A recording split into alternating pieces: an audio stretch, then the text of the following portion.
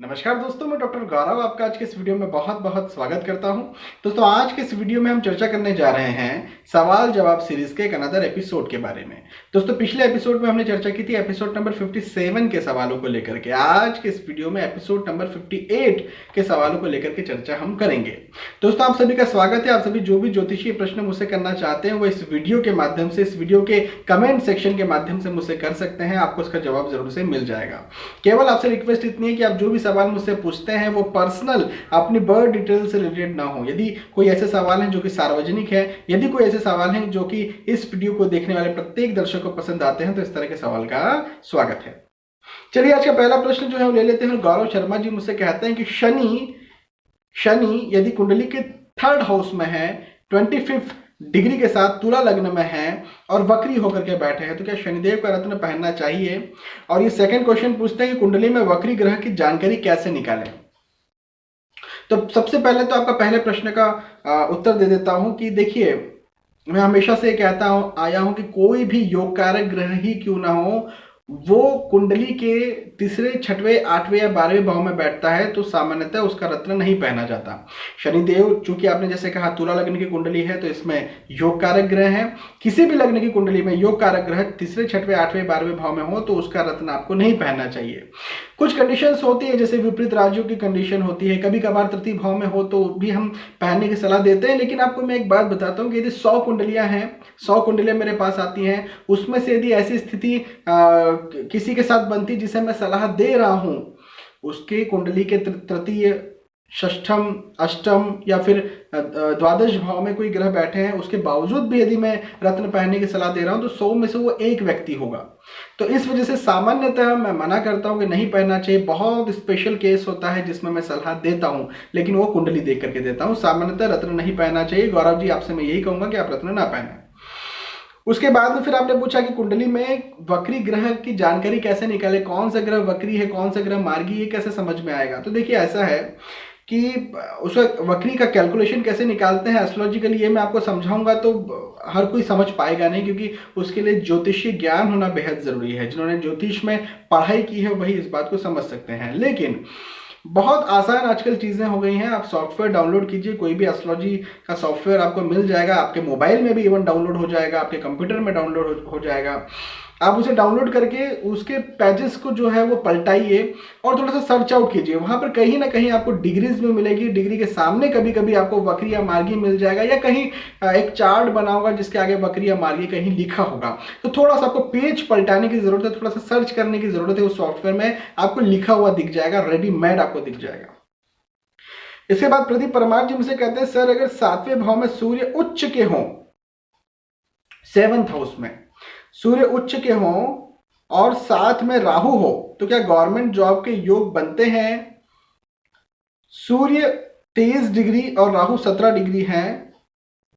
और रत्नों की वैलिडिटी क्या होती है? इनका दूसरा प्रश्न अब यह है कि रत्नों की वैलिडिटी क्या होती है, मतलब कितने साल तक रत्न पहना जा सकता है और कब बदलना चाहिए। देखिए प्रदीप जी, ऐसा है कि कुंडली के 7वें भाव में या फिर 10वें भाव में या 11वें भाव में या दूसरे भाव में यदि सूर्य कहीं आकर के बैठते हैं तो ये एक चांस होता है, ये एक चांस होता है कि इंसान को गवर्नमेंट जॉब मिल सकती है, बिल्कुल मिल सकती है। चूंकि 7वें भाव में सूर्य उच्च राशि है तो ये तुला लग्न का कुंडली बनता है। यहाँ पर सूर्य जो है लाभेश होते हैं, तो गवर्नमेंट जॉब के योग यहाँ पर हो सकते हैं। अधिकतर लोगों को मैंने देखा है जिनके 7वें भाव में सूर्य उच्च के हैं, उनका वैवाहिक जीवन कैसा भी हो इस पर टिप्पणी नहीं करूंगा, लेकिन उन्हें गवर्नमेंट जॉब तो जरूर से मिल जाती है। तो हाँ, एक ये इंडिकेशन तो जरूर है। रही बात राहु बैठे हुए हैं, तो कोई बहुत बड़ा इश्यू नहीं है यहाँ पर। चूंकि आपने 23 डिग्री सूर्य का कहा, 17 डिग्री राहु का कहा, तो यहाँ पर राहु जो है वो शत्रु राशि में है, उनको शांत किया जा सकता है, तो गवर्नमेंट जॉब मिल सकती है। हालांकि दशमांश कुंडली भी देखना जरूरी है, कौन से ग्रह की दशा चल रही है भी देखना जरूरी है, और मेन क्वेश्चन कि कब मिलेगी गवर्नमेंट जॉब, तो उसके लिए कुंडली देखना भी जरूरी है।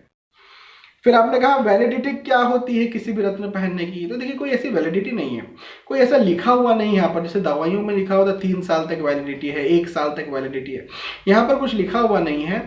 यहाँ पर तो आपको ये देखना है किस क्वालिटी का आप रत्न ले रहे हैं, किस क्वालिटी का ले रहे हैं, फिर उसके बाद आप वो ले रहे हैं तो क्या क्रैक हो गया है वो, या फिर आपने उसको इतना यूज़ कर लिया है कि वो घिस गया है ऊपर से, या कुछ आपको अलग लग रहा है। पहले जब लिया था तो बिल्कुल वो अच्छा दिख रहा था, अभी आपको पुराना पुराना या अलग या घिसा हुआ दिख रहा है। तो ऐसी स्थितियों में आप उस रत्न को चेंज कर सकते हैं। अभी अधिकतर तो ये होता है कि आप जब भी किसी एस्ट्रोलॉजर के पास जाए, देखिए 6-7 महीने में, 1 साल में तो रत्न आपको चेंज करना नहीं है।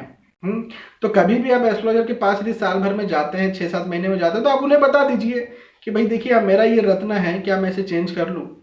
तो वो अपने ज्ञान के अनुसार आपको ये बता देंगे। ये बड़ा ही आसान तरीका है, क्योंकि 6-7 महीने में, साल भर में तो आप एस्ट्रोलॉजर के पास चले ही जाएंगे। सौमेन साहा जी मुझे कहते हैं, हेलो डॉक्टर गौरव, तुला लग्न कुंडली में 11वें भाव में शनि, मंगल और गुरु एक साथ प्लेस्ड हैं, क्या नीलम पहना जा सकता है? सोमैन जी बिल्कुल पहना जा सकता है, भले ही शत्रु राशि में शनि हो, लेकिन योग कारक ग्रह हैं। योग कारक ग्रह कुंडली के तीसरे, छठवें, 8वें या 12वें भाव में बैठे तब रत्न नहीं पहनना चाहिए। लेकिन उसके अलावा योग कारक ग्रह कहीं भी बैठे, नीच राशि स्थित भी नहीं होना चाहिए, लेकिन उसके अलावा योग कारक ग्रह कहीं भी बैठे उसका रत्न आप पहन सकते हैं। सरमन जी मुझे कहते हैं, प्रणाम प्रणाम सरमन जी, जन्म कुंडली में शनि मिथुन राशि के हों तो गोचर का राहु मिथुन राशि में क्या फल देगा? सरमन जी कहते हैं कि भाई मिथुन राशि में जो है वो शनिदेव बैठे हुए हैं लग्न कुंडली में। अभी गोचर करते करते राहु भी मिथुन राशि में आ गए हैं। अभी गोचर में राहु शनिदेव के ऊपर आकर के बैठ गए हैं, तो अभी राहु क्या फल देगा? तो देखिए शनि जैसे बैठे हुए हैं उससे कोई फर्क नहीं पड़ता है, राहु कुंडली में कैसे हैं इस बात को देखना पड़ेगा। तो आपकी कुंडली में, लग्न कुंडली में राहु कैसे बैठे हुए हैं, उस आधार पर हम ये समझ पाएंगे। और फिर मिथुन राशि आपकी लग्न कुंडली में कहां पर है? भाई 6वें भाव में है, पहले भाव में है, 10वें भाव में, कहां पर मिथुन राशि आपकी कुंडली में बनती है? आप सीधा मैं कहूं कौन से लग्न की आपकी कुंडली बनती है, ये भी बहुत मायने रखता है। और फिर राहु लग्न कुंडली में कैसे फल देने वाले, ये भी मायने रखता है। उसके आधार पर ही आपको ये बताया जा सकता है कि कैसे फल देंगे। पुष्पेंद्र जी कहते हैं, अब तक गौरव जी आपने जितना भी बताया कुंडली में वो सब जन्म के समय के ग्रहों की पोजीशन के अकॉर्डिंग बताया। अब सवाल यह है कि क्या प्रेजेंट में जो ग्रहों की पोजीशन होती है, जैसे गोचर होता है, राशि परिवर्तन होता है, तो उनसे भी लाइफ में कुछ होता है या जन्म के समय के ग्रहों के अकॉर्डिंग ही लाइफ चलती है? प्लीज डिटेल से बताएं। पुष्पेंद्र जी ऐसा है, देखिए मैंने जो बताया है वो जन्म के समय जो ग्रह होते हैं या फिर कहें लग्न कुंडली के जो ग्रह होते हैं उनके आधार पर तो बताया ही है, लेकिन मैं आपको समय समय पर जो गोचर होते रहते हैं उनके आधार पर भी बताते रहता हूं। भैया राशिफल क्या है, आपको हर सप्ताह राशिफल मिलते हैं, हर सप्ताह आपको ग्रहों के जो गोचर होते हैं उनके राशिफल मिलते हैं। जैसे अभी आपको लगभग 12 वीडियोस मिले हैं शनिदेव के धनु राशि में ये जो वक्री होने की घटना है इस पर, तो ये सब वही तो है जो गोचर हो रहे हैं, जो राशि परिवर्तन हो रहा है, ये मैं आपको बता भी तो रहा हूं। तो ऐसा बिल्कुल भी नहीं है कि मैंने सिर्फ जन्म के समय जो ग्रह थे उसके आधार पर आपको मैंने बताया कि कैसे क्या होगा। जो गोचर होते हैं, जो राशि परिवर्तन होते हैं, जो समय समय पर ग्रह अपनी चाल बदलते हैं या फिर घटनाएं होती हैं, वक्री होना, मार्गी होना, ये घटनाएं होती हैं, इनके आधार पर भी ऑब्वियसली आपको रिजल्ट्स मिलते हैं और वो मैं आपको समय समय पर बताते रहता हूं। आपको साप्ताहिक राशिफल उसी आधार पर मिलते हैं, आपको समय समय पर राशिफल उसी के आधार पर मिलते हैं। तो मैं सारी चीजें आपको बताते रहता हूं और 100% इनसे होता है, इनसे इवेंट्स होते हैं। जैसे उदाहरण के तौर पर मैरिज होना मैं गोचरों से ही देखता हूं, कभी मैं अंतरदशा, महादशा, प्रत्यंतर दशा इनसे कभी नहीं देखता हूं मैरिज कब आपकी होगी। यदि मेरे पास क्वेश्चन आता है तो मैं सिर्फ गोचरों से देखता हूं कि आपकी मैरिज कब होगी। तो गोचर बहुत महत्वपूर्ण है और इनका भी बहुत फर्क पड़ता है, इसी वजह से मैं इनके बारे में भी आपको बताते रहता हूं। कुलदीप जी मुझसे कहते हैं, नमस्कार। नमस्कार कुलदीप जी, यदि जन्म कुंडली का लग्न तथा नवमांश कुंडली का लग्न दोनों समान हो तो इसका क्या मतलब होता है? कुलदीप जी मैंने एक वीडियो बनाया था भावोत्तम और वर्गोत्तम कुंडली, इसको लेकर के। यदि एक ही लग्न की कुंडली बनती है तो इसे वर्गोत्तम कुंडली कहा जाता है। वर्गोत्तम कुंडली का मतलब होता है कि जो भी सूक्ष्म कुंडली वर्गोत्तम है, लग्न कुंडली के समान है, उस सूक्ष्म कुंडली से रिलेटेड व्यक्ति को बहुत अच्छे फल मिलेंगे। उदाहरण के तौर पर आपने कहा नवमांश कुंडली वर्गोत्तम है, दोनों ही एक लग्न की कुंडली है। तो इंसान का जो वैवाहिक जीवन है, भाई नवमांश कुंडली विवाह को रिप्रेजेंट करती है, तो इंसान का जो वैवाहिक जीवन है वो अच्छा होगा, ये वर्गोत्तम कुंडली बताती है ना। तन्नू जी मुझसे कहती हैं कि नीच घर राही के वजह से होता है, तो घर का मजबूत करना चाहिए या रत्न? प्रश्न नहीं समझा मैं। नीच घर राही की वजह से होता है तो घर को मजबूत करना चाहिए रत्न। अच्छा, इनका भाव मैं समझ गया, प्रश्न थोड़ा सा इन्होंने आगे पीछे कुछ लिखा है लेकिन भाव समझ गया। ये कहना चाहिए कोई भी ग्रह जो है वो नीच राशि स्थित कहीं पर है तो उसको मजबूत करें रत्न पहन करके या कुछ और करें। तो देखिए मैं हमेशा ये कहता हूं कोई भी ग्रह नीच राशि स्थित है, यदि उसका नीच भंग राजयोग नहीं होता है, नीच भंग की स्थिति नहीं बनती है, तो उसका मंत्र करना चाहिए, उसका उपाय करना चाहिए, रत्न नहीं पहनना चाहिए। और इवन उपाय मैंने इस चैनल पर एक सीरीज है, मतलब आपको प्लेलिस्ट मिलेगी उपायों का, वो सीरीज है, उसमें जाकर के आप सारे ग्रह जो भी आपका नीच राशि स्थित दिख रहा है या फिर जो भी आपको परेशान करने वाले ग्रह हैं उनका उपाय आप कर सकते हैं, रत्न नहीं पहनना। सुनील जी मुझसे कहते हैं नमस्कार डॉक्टर गौरव। नमस्कार Sunil ji, thanks for your invaluable guidance, my question is गोमेद कब पहनना चाहिए? सुनील जी सबसे पहले तो आपका भी बहुत बहुत धन्यवाद। और दूसरी बात कि आपने गोमेद कब पहनना चाहिए कहा, तो गोमेद कभी भी पहन सकते हैं। देखिए ऐसा है कि पहली बात तो आप मैच्योर हो, जो भी व्यक्ति है वो मैच्योर हो, वो इनफ समझदार हो तो गोमेद पहनना चाहिए।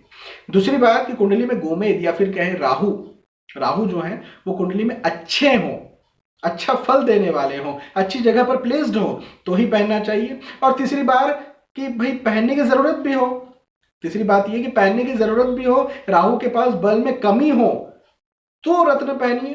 रत्न तभी पहने जाना चाहिए जब किसी की जरूरत हो। फिजूल में मेरा राहु बहुत अच्छा है और वो मजबूत भी है, अभी मजबूत है तो उसका रत्न पहन के मैं क्या करूं, ऑलरेडी वो तो मजबूत है। तो राहु का कमजोर होना भी जरूरी है तभी हम गोमेद पहने। तो अच्छा राहु है ना, अच्छी जगह पर बैठा होना, और कमजोर राहु हो तो उसका रत्न पहना जा सकता है। और आप मैच्योर हो, मैच्योर क्यों हो, उसकी वजह यह कि राहु एक मादक ग्रह का असामाजिक गतिविधियों में लगाने वाला ग्रह है। यदि कोई बच्चा है उसको यदि आपने पहना दिया राहु का रत्न, अभी उसी कुंडली में भले ही राहु अच्छे हैं लेकिन आपने राहु का रत्न पहना दिया तो वो जीवन में प्रोग्रेस तो करेगा, उसका माइंड शार्प होगा, पढ़ाई में अच्छा हो सकता है, धन कमाने में अच्छा हो सकता है, लेकिन असामाजिक गतिविधियों में उसका दिमाग ज्यादा जा सकता है, जैसे शराब पीना, गलत संगतियों में भी चले जाना। हालांकि इधर उसका अर्थ के दृष्टिकोण से, धन के दृष्टिकोण से, बुद्धि के दृष्टिकोण से रिजल्ट उसके बहुत अच्छे आ रहे हैं, लेकिन दूसरी तरफ वो इधर भी लगा हुआ है गलत चीजों में। तो मैच्योरिटी की भी बहुत जरूरत है। वरुण जी मुझसे कहते हैं सर सवाल जवाब वाले वीडियो में सूर्य राहु ग्रहण दोष के बारे में बता दीजिए, उसके रेमेडीज बताइए प्लीज। वरुण जी मैंने ग्रहण दोष के विषय में ऑलरेडी एक वीडियो बना करके बताया है, हालांकि यहां पर भी आपसे कह देता हूं कि सूर्य और राहु या फिर चंद्र और राहु या फिर चंद्र केतु या सूर्य केतु यदि ये साथ में आकर के बैठते हैं तो उसे ग्रहण दोष कह दिया जाता है। अभी ये साथ में कितने आकर के बैठे ये भी देखना जरूरी है। उदाहरण के तौर पर इनमें दूरी कितनी है, जैसे कि सूर्य का डिग्री है 1, राहु का डिग्री है 29। अभी ये तो ग्रहण योग हुआ ही नहीं, 1 और 29 कितना लंबा डिग्री डिफरेंस हो गया। तो आपको डिग्री देखना पड़ेगा कि इनके बीच में दूरी कितनी। उदाहरण के तौर पर फिर मैं कहता हूं सूर्य का डिग्री है 10, राहु का डिग्री है 14, 13, 15, तो ये फिर भी क्लोज कंजंक्शन है। अब ये क्लोज कंजंक्शन है तो यहां पर राहु या फिर केतु को भी आप मिला लीजिए, या फिर चंद्र केतु या चंद्र राहु को भी मिला लीजिए, सबके लिए मैं ये सार्वजनिक बात बता रहा हूं। तो यहां पर आपको ये देखना पड़ेगा कि कुंडली में कौन सा ग्रह, राहु केतु, माफी चाहूंगा सूर्य राहु में से कौन सा ग्रह जो है वो कुंडली के लिए अच्छे फल देने वाला है। यदि आपको लगता है कि वो ग्रह जो है वो सूर्य है तो सूर्य को आपको जो है यहाँ पर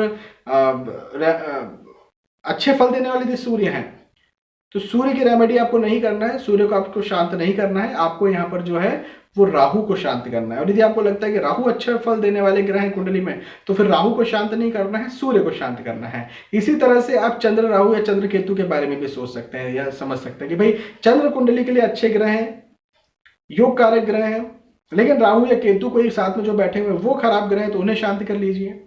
और यदि राहु और केतु जो इनके साथ बैठे हुए हैं वो यदि कुंडली के लिए अच्छे ग्रह हैं, चंद्र खराब ग्रह है तो चंद्र को शांत कर लीजिए, उनका रेमेडी कर लीजिए। भी प्रश्न उठता है शांत कैसे करें, रेमेडी क्या करें? तो देखिए रेमेडी करना बड़ा आसान है। आपको इसी चैनल पर प्लेलिस्ट में जाकर के एक सीरीज मिलेगा, उपायों का सीरीज है, वो सभी ग्रहों के उपाय, इस नाम से आपको सीरीज मिलेगा। वहां पर आप जाइए, वहां जाकर के आपको राहु, केतु, सूर्य और चंद्र, इन चारों ग्रह, इवन मैं कहूंगा 9 के 9 ग्रहों की रेमेडीज दी हुई हैं, उपाय दिए हुए हैं। जो भी ग्रह आपको लगता है इसका रेमेडी करना है, इसे शांत करना है, उसका जो उपाय वहां पर बताया गया उसका उपाय कर लीजिए। ठीक है, तो दोस्तों आज के इस वीडियो में इतने सवालों को लिया, इन सवालों के जवाब मैंने आपको सटीकता के साथ देने की कोशिश की। मुझे विश्वास है कि आपको ये बात समझ में आई होगी, आपको वीडियो पसंद आया होगा।